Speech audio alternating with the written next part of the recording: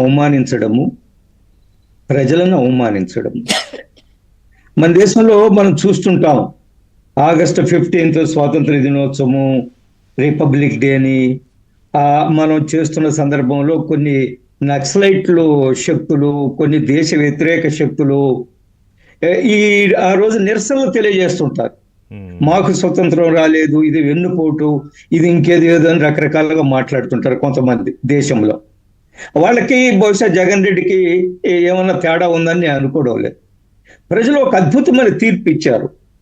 ప్రజలు ఒక ప్రభుత్వాన్ని, దుర్మార్గమైన ప్రభుత్వాన్ని ఇంటికి పంపించేసి ఒక నూతన కూటమి ప్రభుత్వాన్ని వారి మీద విశ్వాసంతో, వారి యొక్క అనుభవం మీద విశ్వాసంతో ప్రజలు అధికారానికి ఇచ్చిన తర్వాత దాన్ని అందరూ ఆమోదించాలా, దాన్ని గౌరవించాలా. మీరు రాజకీయ విమర్శలు ఏమైనా చేయొచ్చు, లేదా కూటమి ప్రభుత్వ పథకాల మీద ఇది కరెక్ట్ కాదు, అది కరెక్ట్ కాదు అనొచ్చు. కానీ ప్రజలు ఇచ్చిన తీర్పుని వెన్నుపోటు దినోత్సవం అని చెప్పడం ఏదైతే ఉందో, ఇది రాజకీయ దివాళా కోరుతనానికి నిదర్శనము, ఇది దుర్మార్గము, ఇది ప్రజాస్వామ్యాన్ని అపహాస్యం చేయడం తప్ప వేరొకటి అనుకోవడం లేదు.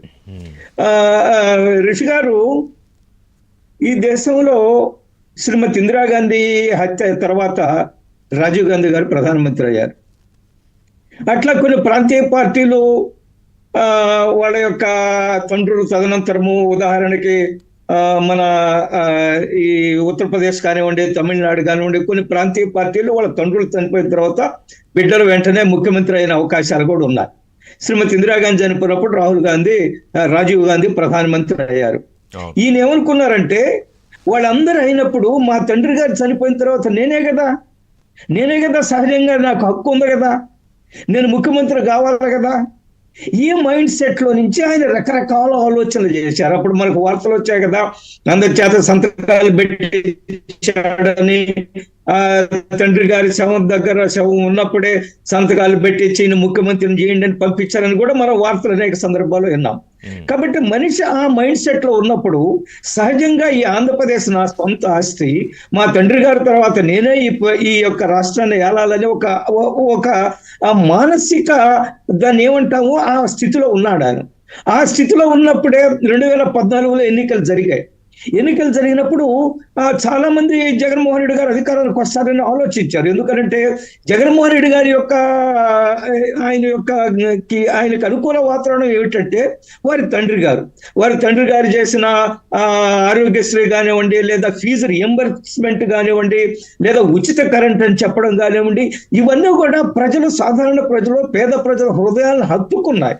అందుకనే 2009లో మళ్ళా తిరిగి రాజశేఖర రెడ్డి గారిని ముఖ్యమంత్రులు చేశారు. సరే, అనేక వేరియస్ రీజన్స్ అనుకోండి, డిఫరెంట్ రీజన్స్ లో ఆయన ముఖ్యమంత్రి అయ్యారు.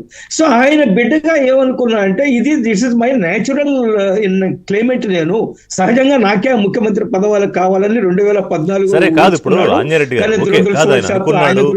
చేశాడు, ముఖ్యమంత్రి అయ్యాడు. కానీ ముఖ్యమంత్రి అయిన తర్వాత సహజంగా ఎవరైనా కూడా, ఎంత బుర్రలేని వాళ్ళైనా కూడా ఏదో ఒకటి తన మార్క్ వదిలేయాలి అని, ఏది అభివృద్ధి దిశగా. కానీ ఈయన వదిలేసిన మార్క్ ఏంటి ఆంజనేయ రెడ్డి గారు? నిన్న ఆయన అక్కడికి వెళ్ళి ఏం మాట్లాడతాడు అంటే, ఇప్పుడు ఏంటంటే ఒక చర్చ ఏం జరుగుతుందంటే, అసలు ప్రతిపక్ష హోదా కాదు కదా, ఒక ప్రతిపక్ష రాజకీయ పార్టీకి అయినా నాయకుడిగా ఉండే అర్హత ఉందా లేదా, ఇది ఇప్పుడు నడుస్తున్న చర్చ. అదే నేను చెప్తాను.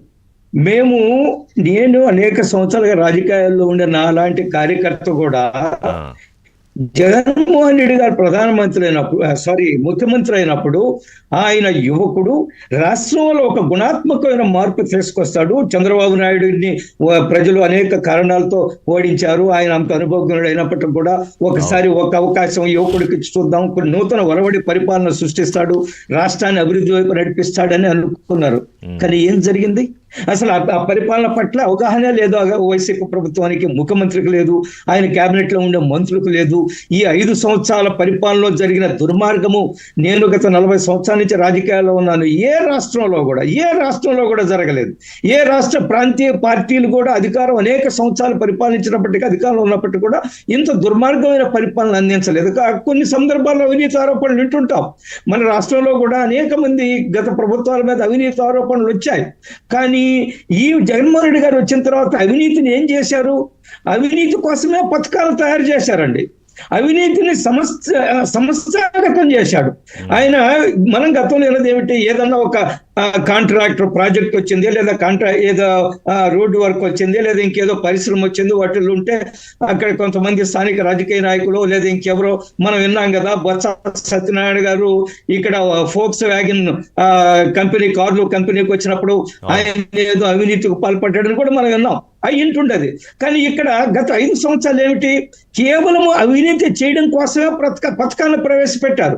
ఆ పథకాలన్నీ డిజైన్ చేయడం కూడా అవినీతి కోసమే. ఉదాహరణకు మేజర్ చాలా glaring example is liquor policy.